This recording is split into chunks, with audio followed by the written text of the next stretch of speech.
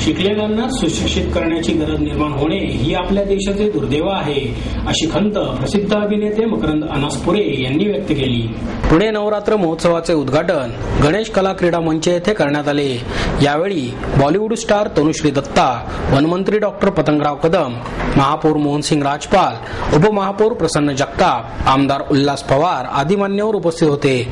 या कार्यक्रमात ज्येष्ठ कवी मंगेश पाडगावकर, कला दिग्दर्शक नितीन देसाई, लावणी सम्राज्ञी सुरेखा कुडची, निर्माते महेश टिळेकर आणि लोककलावंत सिद्धेश्वर झाडबुके यांना श्री लक्ष्मी माता कला संस्कृती पुरस्कार देऊन सन्मानित करण्यात आले. पुढे बोलताना अनासपुरे म्हणाले, आज स्त्री भ्रूण हत्या रोखणे हा विषय गांभीर्याने घेण्याची वेळ आली आहे.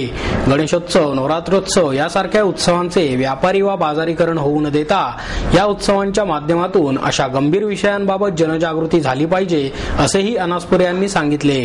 देसाई म्हणाले, पुणे ही माझी कर्मभूमी आहे, त्यामुळेच पुणेकरांसाठी जगातील 7 आश्चर्ये याच भूमीवर साकारण्याची माझी जबाबदारी मी लवकरच पूर्ण करणार आहे. यावेळी मंगेश पाडगावकर म्हणाले, माझं 82 वर्ष संपतंय. तो वरून टकटक आवाज देतोय, तो मला ऐकू येतोय, पण संगीत, शब्द आणि कवितेवर प्रेम करणारी रसिक माणसे जोपर्यंत आहेत तोपर्यंत मी मरायला तयार नाही. अशा शब्दात रसिकांना अंतर्मुख करीत कविवर्य पाडगावकर यांनी रसिकांना जीवनाची मरण येणार म्हणून कोणी जगायचं थांबतं का, जीव पडून प्रेम करायचं कोणी थांबतं का, ही कविता ऐकवत अनेकांच्या चेहऱ्यावर हास्य खुलवले. पुरस्काराविषयी बोलताना ते म्हणाले, बक्षीस मला नेहमीच आवडते. लहानपणी चमचागोटी स्पर्धेत मिळालेल्या 2 पेपरमेंटच्या गोळ्यांची चव अजूनही माझ्या जिभेवर तरळते आहे. महाराष्ट्र भूषण मिळाला, आता ज्ञानपीठ पुरस्कार राहिलाय, तोही मिळेलच अशी आशा व्यक्त करून पाडगावकर म्हणाले, माणूस पण सुंदर करणाऱ्या गोष्टी पुण्याने दिल्या, पुण्याने मला सारे काही दिले आहे, असेही त्यांनी यावेळी सांगितले. यावेळी लोककलावंत राजेंद्र बडगे आणि विनोद धोकटे यांचा देवीचा गोंधळ आणि वाघ्या मुरळी, लावणी सम्राज्ञी सुरेखा कुडची यांची बहादर लावणी, प्राजक्ता माळी आणि कलाकार यांचे भरतनाट्यम शैलीतील काली तांडव यासारख्या बहरदार कार्यक्रमांनी महोत्सवाचे उद्घाटन करण्यात आले. मी आता सांगितलं की 82 वर्ष संपलेले तो टकटक करतो, पण तुम्ही जोपर्यंत प्रेम करणारे आहात तोपर्यंत मरायला तयार नाही. अगदी तीच भावना एका वेगळ्या तऱ्हेने या छोट्या कवितेत मी व्यक्त केली आहे.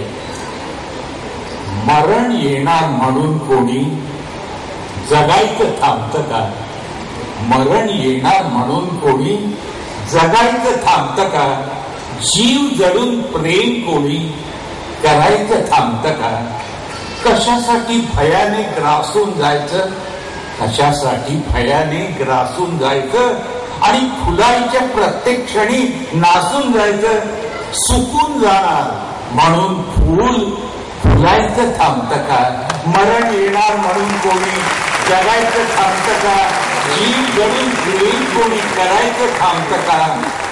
फुलून येते संध्याकाळ, फुलून येते संध्याकाळ, रंगांची बाधा होते आणि निळ्या निळ्या कृष्णासाठी सगळी सृष्टी राधा होते, आणि निळ्या निळ्या कृष्णासाठी सगळी सृष्टी राधा होते. पाऊल फसेल म्हणून कोणी भुलायचं थांबतं का, पाऊल फसेल म्हणून कोणी भुलायचं थांबतं का, जीव जडून प्रेम कोणी करायचं थांबतं का.